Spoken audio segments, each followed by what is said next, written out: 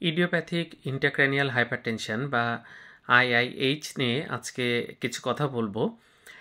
সেটা হচ্ছে এটা মেয়েদের মধ্যে বেশি দেখা যায় এবং সাধারণত ওবেস যারা অর্থাৎ ওজন বেশি তাদের মধ্যে এই ইডিওপ্যাথিক ইন্ট্রাক্র্যানিয়াল হাইপারটেনশন দেখা যায়। এটাতে অসহ্য মাথা ব্যথা থাকে এবং অনেক সময় চোখে দেখতে কিন্তু সমস্যা হতে পারে। কিছু ওষুধ গ্রহণ করলে এই অসুখটা হওয়ার চান্স বাড়ে। এর মধ্যে ওরাল কন্ট্রাসেপটিভ পিল আছে, টেট্রাসাইক্লিন আছে, স্টেরয়েড আছে। এছাড়া আমরা মিনোসাইক্লিন বলে একটা অসুখ বলি, ভিটামিন এ, এই জাতীয় ওষুধগুলো কিন্তু এই রোগটার জন্য দায়ী হতে পারে।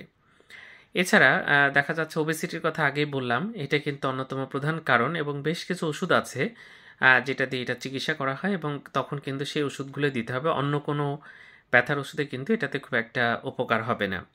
যাকে এরকম রোগী মাঝে মাঝে পাওয়া যায়। এটা চিকিৎসা একজন নিউরোলজিস্ট করবেন এবং সঠিক চিকিৎসা হলেই কেবল এই ব্যথার হাত থেকে মুক্তি পাওয়া যাবে। ধন্যবাদ সবাইকে।